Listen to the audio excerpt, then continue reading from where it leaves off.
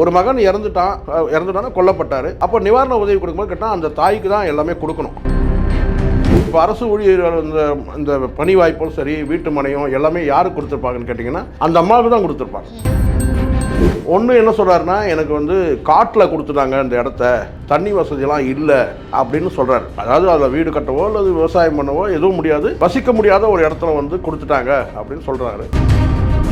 ஆவின் நிறுவனம் வந்து புகழ்பெற்ற ஒரு நிறுவனம். அது வந்து அரசோட நேரடி நிறுவனம் கிடையாது. அது வந்து ஒரு துணை நிறுவனம் தான் வச்சுக்கலாம். இது வந்து நேரடி அரசு நிறுவனம்னா பென்ஷன் உண்டு. அதில் வந்து பார்த்தீங்கன்னா ஆவினில் வந்து துணை நிறுவனம் தான் அது, அதில் எனக்கு பென்ஷன் கிடையாது, இல்லை சில பெனிஃபிட்லாம் கிடையாது அப்படின்னு சொல்லி வெளிப்படையாக கேட்டிருக்கலாம். ஆனால் அவர் கேட்டதில் தான் எனக்கு இந்த ஒரு விஷயம் தான் எனக்கு கேட்டீங்கன்னா 80 கிலோமீட்டர் தூரத்தில் இருக்குது, வாடகை வீட்டில் இருக்கிறாங்க. இங்கே கொடுக்குற வாடகையை வந்து 80 கிலோமீட்டரில் வாடகை கொடுக்க முடியாதா? 80 கிலோமீட்டர் தூரத்தில் உங்களால் போய் வேலை செய்ய ஒரு வாலிபன் ஒரு இளைஞர் வந்து 80 கிலோமீட்டர் போயிட்டு வேலை செஞ்சு வர முடியாதா? ஆவினில் இன்றைக்கி வந்து அவ்வளோ ஈஸியாக போய் நீங்கள் வந்து ஒரு வேலையில் வந்து வாங்கிட முடியுமா? ஒரு 30 வருஷம் வேலை செஞ்சவங்க கூட கான்ட்ராக்ட் ஊழியரை தான் அங்கே வந்து ஆவினில் வேலைக்கு வைக்க முடியுது. நேயர்களுக்கு வணக்கம். இன்று நம்மோடு இணைந்திருக்கிறார் அரசியல் விமர்சகர் திரு சேகுரா ஜெய்சங்கர் அவர்கள். வணக்கம். வணக்கம். இறந்து போன அஜித்குமாரினுடைய சகோதரருக்கு வந்து அரசு வேலையும் அந்த குடும்பத்திற்கு ஒரு பட்டாவும் வந்து பட்டா போட்டு நிலமும் வந்து கொடுக்கப்பட்டது. இதை வந்து இது எங்களுக்கு அதிருப்தியாக இருக்குன்னு சொல்லி அவருடைய தம்பி வந்து சொல்லியிருக்கிறாரு. அதாவது இந்த இடத்த பொறுத்த வரைக்கும் ஏதோ காட்டுக்குள்ள தண்ணீர் வராத இடத்த வந்து கொடுத்துருக்குறாங்க. அரசு வேலையை பொறுத்த வரைக்கும் தன்னுடைய வீட்டிலேருந்து 80 கிலோமீட்டர் தொலைவில் வந்து அரசு வேலை கொடுத்துருக்குறாங்க. ஸோ இது வந்து அது மட்டும் இல்லாமல் அது முழு அரசாங்கம் நடத்தக்கூடிய ஒரு நிறுவனம் கிடையாது அப்படின்ற மாதிரி பல விமர்சனங்களை வைக்கிறாரு. இது தனக்கு போதுமானது இல்லை, இது வந்து சரியான நிவாரணம் இல்லை அப்படின்றத சொல்கிறாங்க. இதை பற்றி உங்களுடைய பார்வை என்ன சார்? இது எந்த அளவுக்கு சரியானது? முதல்ல இது வந்து இங்கே நிறைய கொலைகள் நடக்குதுமா. அந்த கொலைகளுக்கு எல்லாத்துக்குமே இது போன்ற நிவாரணங்கள் வழங்கப்படுதா அப்படின்னா கிடையாது. முதல்ல ஒரு விஷயம் சொல்கிறேன். ஒரு கொலை சம்பவம் நடக்குதுன்னா நிவாரணம் என்பது வேறு, பரிகாரம் என்பது வேறு. நிவாரணம் என்பது அவங்களுடைய குடும்ப ஆதாரம் வந்து இல்லாமல் போயிடுச்சு. ஒரு குடும்ப உறுப்பினர் இருந்தார், அவர் சம்பாதிக்க முடியாமல் ஒரு சூழல் ஆயிடுச்சு, அவர் இறந்து போனது கொலை செய்யப்பட்டதுனால. அப்போ அவங்களுக்கு வந்து ஒரு நிதி ஆதாரத்தை ஏற்படுத்தி கொடுக்கணுன்றதுக்காக கொடுக்கறது தான் இந்த நிவாரண தொகை என்பதும் நிவாரண உதவிகள் என்பதும். நிவாரண உதவி தான் வீடு, நிலம், மனை, அதுக்கப்புறம் வேலை, அரசு வேலை, இதெல்லாம். இது வந்து நிவாரணம். பரிகாரம் என்பது என்னென்னா, அந்த குற்றம் நடந்தது, அதுக்கு வந்து நீதியின் பால் சட்டத்தின் பால் கொடுக்கறது தான் பரிகாரம். இங்கே எல்லா கொலைகளுக்கும் வந்து நிவாரணம் வழங்கப்படுதா ஒரு கேள்வி இல்லை. எவ்வளோ கொலைகள் நடக்குது, அது எல்லாத்துக்கும் வந்து உங்களுக்கு நிவாரணம் கிடைக்குதான்னா கிடையாது. இப்போ உதாரணத்துக்கு ஒரு ஆக்சிடெண்ட்டு வந்து ரோடு ஆக்சிடெண்ட் ஆகுது, ஒரு பஸ் வந்து ஒரு பாட்டியை வந்து இடிச்சிட்டாங்க, பாட்டி இறந்து போயிட்டாங்கன்னு சொன்னால் அந்த பாட்டியோட குடும்பத்தை சார்ந்தவங்களுக்கு ஆக்சிடெண்ட்டுக்கு உங்களுக்கு தெரியும் இல்லையா, அந்த விபத்து காப்பீடு இல்லாமல் வந்து நீதிமன்றத்தில் வழக்கு தொடர்ந்தாங்கன்னா அந்த நீதிமன்றத்தில் வந்து சில நிவாரண உதவிகள் வந்து அரசுக்கு செய்ய அரசு பஸ்ஸை வந்து ஜப்தி பண்ணலாம். கடந்த காலத்தில் நீங்கள் சில செய்தியாக பார்த்துருப்பீங்க. அந்த நிவாரண உதவி தரலன்னா அரசு பஸ்ஸை வந்து ஜப்தி பண்ணுங்கலாம் சில விடுறாங்க, வந்து உங்கள் நீதிமன்றத்தில் தீர்ப்புலாம் வந்திருக்கு இல்லையா, அந்த மாதிரிலாம் வரும். ஸோ நிவாரணம் என்பது வேறு, பரிகாரம் என்பது ஒரு கொலை வழக்கில் வந்து நிவாரணம் கொடுக்குறாங்க. இந்த கொலை வழக்கில் நிவாரணம் கொடுக்குறாங்க. எல்லா கொலை வழக்கும் நிவாரணம் கொடுக்குறாங்களா? இல்லை. ஏன் இதுக்கு மட்டும் நிவாரண உதவி கொடுக்குறாங்கன்னா, அரசு ஊழியர்கள் பணியாற்றும் போது, காவலர்கள் வந்து அரசு ஊழியர்கள், அவங்க பணியாற்றும் போது அத்துமீறி வந்து இதை வந்து அடித்து கொண்டுட்டாங்க. அப்போது அரசே வந்து ஒரு குடிமகனை கொன்றதுன்னு சொல்லி நீதிமன்றம் பதிவு பண்ணுறது. நான் சொல்ல புரியுதுங்களா? அரசு வந்து ஒரு கொலையை பண்ணியிருக்கு அப்படின்றது தான் நீதிமன்றம் ஒரு கருத்தை முன்வைக்கும் போது இது வந்து எல்லா மக்களுக்கும் ரீச் ஆகுது. மக்கள் சொல்கிறாங்க, அரசை பாதுகாக்க வேண்டிய காவலர்களே வந்து ஒரு தனி நபரை ஒருத்தரை வந்து அடித்து கொண்டுட்டுருக்குறாங்க அப்படின்னும்போது அப்போ இந்த இடத்துல அரசு வந்து சில பொறுப்புகள் அண்டர்டேக் பண்ணிக்கிறாங்க, சில பொறுப்புகள் ஏற்றுக்கிறாங்க. உடனடியாக அவங்களுக்கு ஒரு நிவாரண உதவியை வந்து கொடுக்குறாங்க. அந்த அடிப்படையில் தான் இந்த தம்பிக்கு வந்து இவர் அஜித்குமாருடைய தம்பி, அதாவது அவங்க குடும்பத்துக்கு வந்து கொடுக்குறாங்க. முதல்ல ஒரு விஷயம், கருணை அடிப்படையில் வேலை கொடுக்கும்போது கூட பார்த்திங்கன்னா ஃபஸ்ட்டு ஆப்ஷன், அதாவது ஒரு அரசு ஊழியர் இறந்துட்டார்னா அவருக்கு கருணை அடிப்படையில் வேலை கொடுக்கணும்னா முதல் ஆப்ஷன் யாருக்கு கொடுப்பாங்கன்னு கேட்டிங்கன்னா, ஃபஸ்ட்டு என்னென்னா அந்த மனைவிக்கு தான் கொடுப்பாங்க, பணி வாய்ப்பு கொடுப்பாங்க. மனைவிக்கு பணி வாய்ப்பு, அதுக்கப்புறம் அந்த மகன் யாராவது இருந்தாங்கன்னா வேலை வாய்ப்பு கொடுப்பாங்க, பணி வாய்ப்பு கொடுப்பாங்க. அந்த அந்த தாய் வந்து, அதான் அந்த மனைவி வந்து இல்லைங்க என் மகனுக்கு கொடுங்க அப்படின்னு சொன்னாங்கன்னா அடுத்த ஆப்ஷன் வந்து மகனுக்கு கொடுப்பாங்க. இது வழக்கமாக நடக்கிறது. இது வந்து அரசு ஊழியர் இறந்தா சரிங்களா? இப்போது இதை வந்து அந்த மாதிரி எடுக்க முடியாது. ஏன்னா இதில் வந்து கேட்டால் அந்த அம்மாவுக்கு கணவர் இல்லை, இது மகன் தான். ஒரு மகன் இறந்துட்டான்னா கொல்லப்பட்டார். அப்போ நிவாரண உதவி கொடுக்கும்போது கேட்டால் அந்த தாய்க்கு தான் எல்லாமே கொடுக்கணும். அப்போ அந்த நிதி உதவி கொடுக்கறது கூட வந்து பார்த்திங்கன்னா வந்து எந்த உதவியாக இருந்தாலும் அந்த தாய்க்கு தான் போய் சேரும், தம்பிக்கு போய் சேராது. அந்த தாய் வந்து என் மகனுக்கு வந்து ஒரு வேலை கொடுங்கன்னு ஒரு விண்ணப்பம் கொடுத்தாங்கன்னா அப்போ வந்து அந்த மகனுக்கு கொடுக்கலாம். இப்போ அரசு ஊழியர் இந்த இந்த பணி வாய்ப்பும் சரி, வீட்டு மனையும் எல்லாமே யாருக்கு கொடுத்துருப்பாங்கன்னு கேட்டிங்கன்னா அந்த அம்மாவுக்கு தான் கொடுத்துருப்பாங்க. அந்த தம்பி இருக்கிறார்ல, அவருக்கு கொடுத்துருக்க மாட்டாங்க. இதான் முறையும் கூட. அந்த குடும்பத்தில் யார் வந்து பார்த்தோன்னா அந்த இறந்து போனவருடைய அம்மா யார், மனைவி இருந்தாங்கன்னா மனைவிக்கு போயிடும், அம்மா அடுத்த ஆப்ஷன் வந்துடுவாங்க, மனைவி தான் கொடுப்பாங்க. அவருக்கு மனைவி கல்யாணம் ஆகலை, அப்போ அம்மாவுக்கு தான் அந்த நிதி உதவியாக இருக்கட்டும், நிவாரண உதவிகள் எல்லாம் அம்மாவுக்கு தான் போகும். இப்போ இந்த தம்பி இருக்கிறாருன்னு கேட்டால் அந்த அம்மா சொல்லுவாங்க, என் பிள்ளைக்கு ஒரு வேலை கொடுங்க, எங்கள் குடும்பத்துக்கு ஒரு வேலை கொடுங்கன்னு சொல்லும்போது அந்த அம்மா ஒரு கடிதம் கொடுத்தா தான் இவருக்கு கொடுக்க முடியும் பொதுவாகவே. ஆனால் அரசு நேரடியாக வந்து அந்த குடும்பத்துக்கு வந்து எந்த அடிப்படையில் அந்த தம்பிக்கு வேலை கொடுத்தாங்கன்றது நமக்கு தெரியாது. பட் இருந்தாலும் இதுதான் முறை. அந்த அம்மா சொல்லணும்னு கேட்டால் வீட்டு மனை வந்து எனக்கு கொடுத்துருக்கீங்களா, அப்படியே அரசு என் பிள்ளைக்கு ஒரு வேலையை கொடுங்க அப்படின்னு சொல்லி அவங்க கேட்டிருந்தாங்கன்னா அந்த வேண்டுகோள் அடிப்படையில் கூட அவங்களுக்கு வேலை கொடுத்துருக்கலாம். இப்போ இதில் என்னென்னா, ஒரு பக்கம் பரிகாரத்துக்காக அந்த காவலர்கள் வந்து கைது செய்யப்பட்டு சிறையில் இருக்கிறாங்க. இன்னும் சட்டப்பூர்வமாக வந்து விசாரணைகள் முடிஞ்சு இறுதியாக தான் அந்த தண்டனை அறிவிக்குவாங்க. அது எத்தனை வருஷம் ஆகும்னு சொல்ல முடியாது. ஏன்னா சாத்தான்குளம் வழக்கை இன்னும் 5 வருஷமாக நிலுவையில் இருக்குது. கடந்த காலத்தில் சங்கர்ராமன் கொலை வழக்கு 9 வருஷமாக நடந்தது. ஜாமீன் கொடுக்காம சிறையில் தான் இருக்கிறாங்க. ஏன் சாத்தான்குளம் வழக்கில் ஜாமீன் கொடுக்காம சிறையில் தானே இருக்கிறாங்க. அதுவே மிகப்பெரிய தண்டனை தானே. அப்போ இங்கே வந்து பார்த்திங்கன்னா இது வந்து அவங்க வந்து சிறையில் அடைக்கப்பட்டிருக்காங்க 5 பேர் ஒரு பக்கம், அது பரிகாரம். இன்னொரு பக்கம் நிவாரண உதவியாக வந்து கொடுக்குறாங்கன்னா அந்த நிவாரண உதவியில் வந்து 2 விஷயம் சொல்கிறாரு அந்த தம்பி. ஒன்று என்ன சொல்கிறாருன்னா, எனக்கு வந்து காட்டில் கொடுத்துட்டாங்க இந்த இடத்த, தண்ணி வசதியெல்லாம் இல்லை அப்படின்னு சொல்கிறாரு. அதாவது அதில் வீடு கட்டவோ அல்லது விவசாயம் பண்ணவோ எதுவும் முடியாது, வசிக்க முடியாத ஒரு இடத்துல வந்து கொடுத்துட்டாங்க அப்படின்னு சொல்கிறாரு. அதை ஓரளவுக்கு நம்ம ஏற்றுக்கலாம்.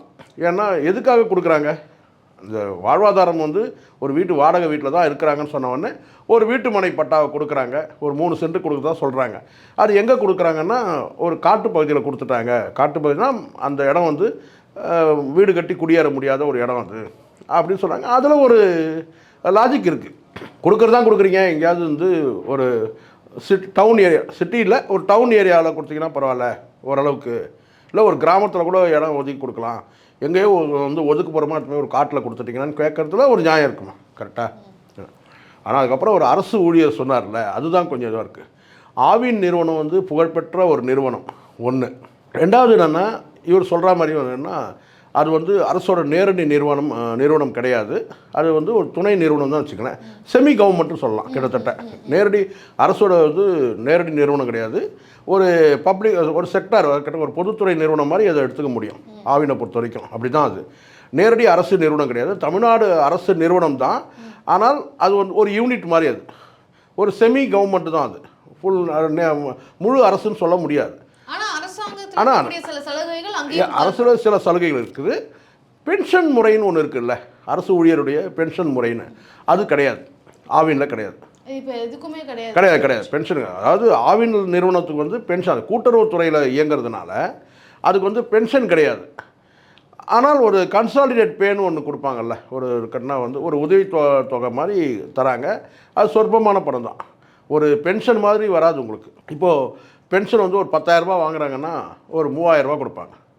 ஒரு பென்ஷன் வந்து ஒரு 30,000 வாங்குறாங்கன்னா ஒரு 7,000 வந்து அரசு ஊழியர் ஒரு 30,000 பென்ஷன் வாங்குறாங்கன்னு வச்சுக்கோங்க, ஒரு 20,000 பென்ஷன் வாங்குறாங்கன்னு வச்சுக்கோங்களேன், ஒரு 4,000 ஒரு 5,000 6,000 அப்படி தான் வந்து கேட்டால் ஒரு ஓய்வு கால உதவித்தொகை மாதிரி தான் கொடுக்குறாங்க, தான் பென்ஷனாக கொடுக்கல. அது இது வந்து நேரடி அரசு நிறுவனம்னா பென்ஷன் உண்டு.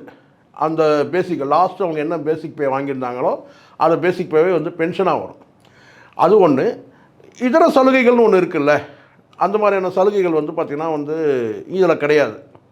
மற்ற சலுகைகள், அரசு ஊழியருக்குள்ள சலுகைகள் வந்து இதில் கிடையாது. ஆனால் அரசு ஊழியர் அந்த ஆவின் நிறுவனம்ன்றது வந்து கேட்டிங்கன்னா வந்து அரசு நிறுவனம்ன்றதுல எந்த சந்தேகமும் இல்லை, ஒரு துணை நிறுவனம் தான். அது அரசின் கட்டுப்பாட்டை இயங்கக்கூடிய நிறுவனம், அதுக்கு தனியாக அமைச்சர் இருக்கிறாரு.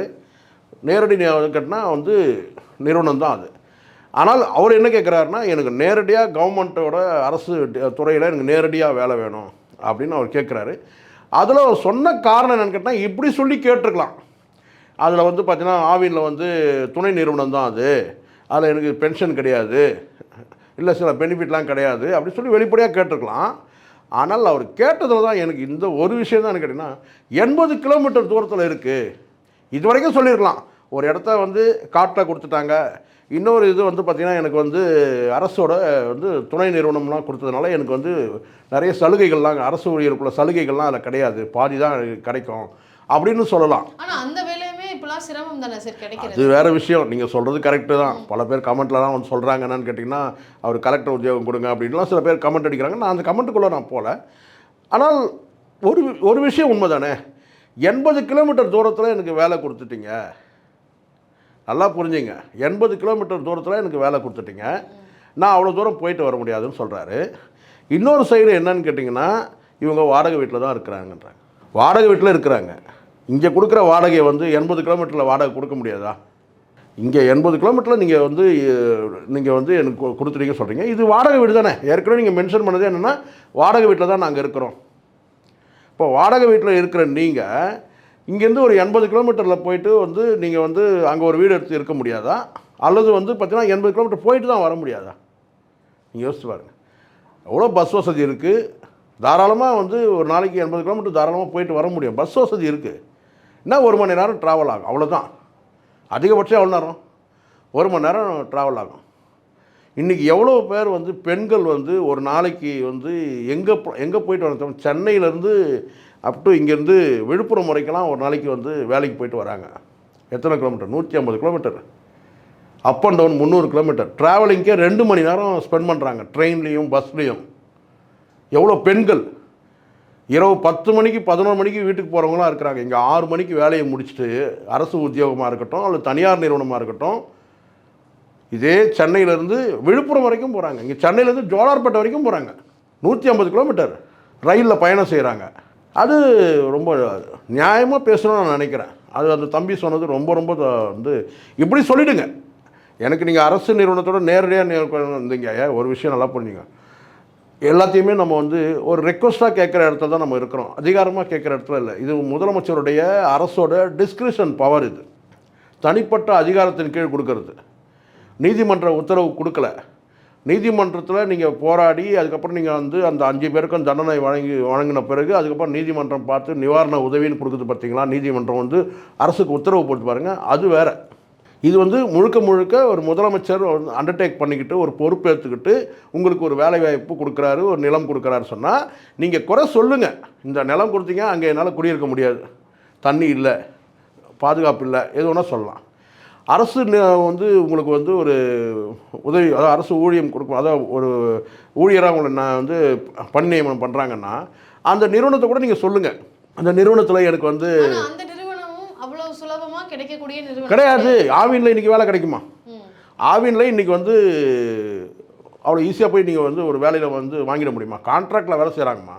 அந்த ஆவினில் வேலை செய்கிறவங்கள அவங்களுடைய பிள்ளைகளை வந்து கான்ட்ராக்ட் ஊழியரை தான் வைக்க முடியுது. ஒரு 30 வருஷம் வேலை செஞ்சவங்க கூட கான்ட்ராக்ட் ஊழியரை தான் அங்கே வந்து ஆவினில் வேலைக்கு வைக்க முடியுது. அந்த வேலை கூட வைக்க முடியல, கான்ட்ராக்ட் ஊழியரை வேலை வைக்க முடியல. நேரடியாக உங்களுக்கு ஆவினில் வந்து ஒரு அரசு ஊழியராக உங்களை பணி நியமனம் பண்ணுறாங்க. எத்தனை ஆயிரம் பேர் வந்து ஆவினில் வேலை செய்கிறாங்க தெரியுமா உங்களுக்கு? ஸோ நீங்கள் உங்களுக்கு வந்து ஒரு தகுதி அடிப்படையில் உங்களுக்கு வந்து இதை கொடுக்கல. படிப்பு கல்வி தகுதி அடிப்படையிலாம் கொடுக்கவே இல்லை, கருணை அடிப்படையில் கொடுக்குறாங்க. அந்த கருணை அடிப்படையை வந்து பார்த்தீங்கன்னா நீங்கள் ஏளனம் பண்ணுற மாதிரி இருக்கக்கூடாது. நீங்கள் இதை சொல்லுங்கள். இது யாருடைய தூண்டுதலின் பேரில் இந்த மாதிரி அது நம்ம அதை ஆராய முடியாமா? உங்களுக்கு கூட இருக்கிறவங்க சொல்லலாம், இல்லை பக்கத்தில் இருக்க சொல்லலாம், யார் வேணால் சொல்லட்டும். ஆனால் அதில் ஒரு நியாயம் வேணும்ல. ஏன் இவ்வளோ எதிர்மறையான கமெண்ட் வருது? ஒரு பக்கம் லேண்டை சொன்னீங்க, அது அக்செப்ட். ஆமாம், நீங்கள் ஒரு இடம் கொடுத்தீங்க, அந்த இடம் வந்து எங்களுக்கு பயன்படலை, ரைட். ஆனால் அரசு ஊழியம் கொடுக்குறாங்கன்னு கேட்டால் அதில் வந்து நீங்கள் சொல்கிறீங்க அது துணை நிறுவனம், அது நேரடி நிறுவனம் கிடையாது அப்படின்னு நீங்கள் சொல்கிறீங்க. அதையும் கூட உங்களால் ஆவின்னு சொல்ல முடியல. அதுக்கப்புறம் வந்து ஆவினில் இவங்க வேலை கொடுத்துருக்குறாங்கன்னு ஆயிடுச்சு. இப்போ வந்து என்ன சொல்கிறீங்கன்னா 80 கிலோமீட்டர் தூரத்தில் கொடுத்துருக்கீங்க. அதுதான் அங்கே உச்சமான ஒரு விஷயம். என்னென்னா 80 கிலோமீட்டர் தூரத்தில் உங்களால் போய் வேலை செய்ய, ஒரு வாலிபன் ஒரு இளைஞர் வந்து 80 கிலோமீட்டர் போயிட்டு வேலை செஞ்சுட்டு வர முடியாதா? சொல்லுங்கள். ஸோ இதுதான் வந்து திருங்க ரயில் வசதி, பஸ் வசதி, எல்லா வசதிகளும் இருக்குல்லம்மா. ஸோ அது வந்து ரொம்ப இவர் இருக்கிற இடத்துல வந்து ஒரு டவுனில் சிவகங்கையில் இருக்கிறதா சொல்கிறாங்க. அது கிட்டத்தட்ட டவுன் தான். இப்போது இங்கேருந்து அந்த தம்பி போயிட்டு அங்கே போயிட்டு வேலை செஞ்சுட்டு வர முடியாதா?